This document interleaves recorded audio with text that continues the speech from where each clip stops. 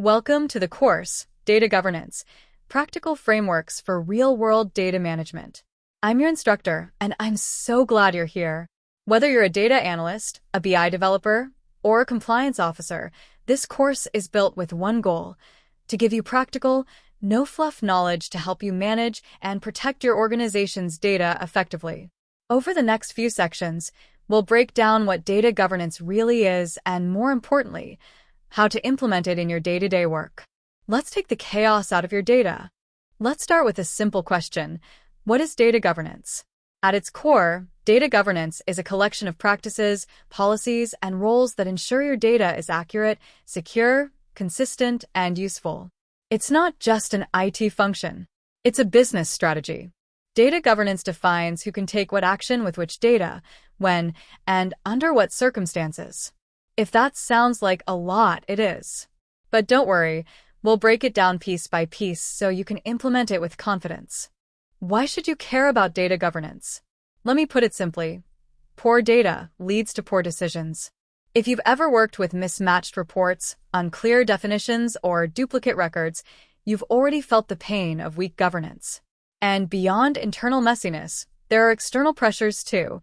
Regulations like GDPR, HIPAA, and PIPEDA require companies to manage their data responsibly. The good news? Good governance reduces costs, builds trust, and empowers your business to grow with confidence. Let's go over the foundational principles of data governance. First, data ownership and stewardship. Who owns which data? Who's responsible for keeping it clean and updated? Then comes data quality. You can't make decisions on data you can't trust. Next is metadata and lineage. You need to know where your data came from, what it means, and how it's been used. And, of course, there's security and compliance. Finally, we can't forget master data management, which keeps core business entities like customers and products consistent across systems.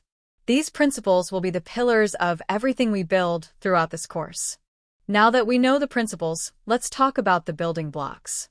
Governance is made up of 4 key elements: people, process, technology, and culture. The people part includes roles like data stewards, data owners, and governance councils. The processes are your policies, rules, and workflows.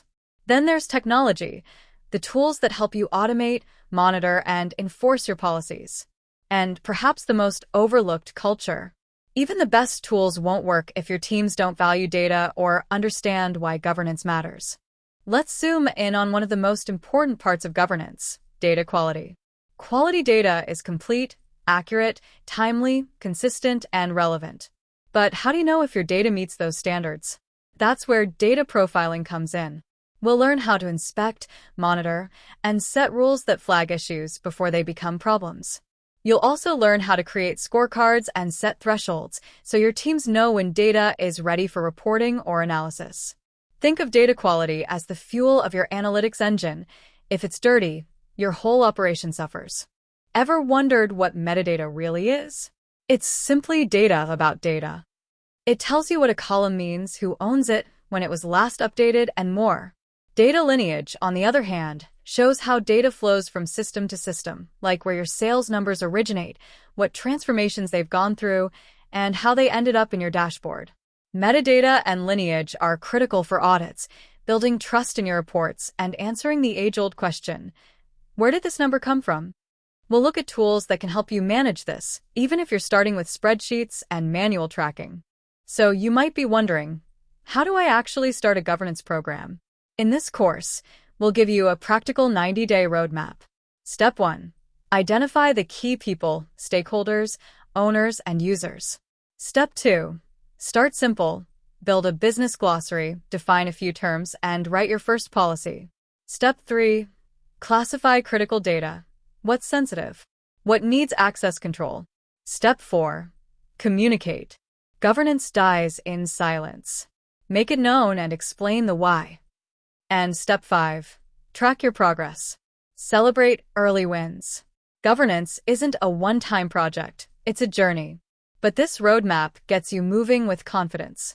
You made it to the end of the intro, but really this is just the beginning.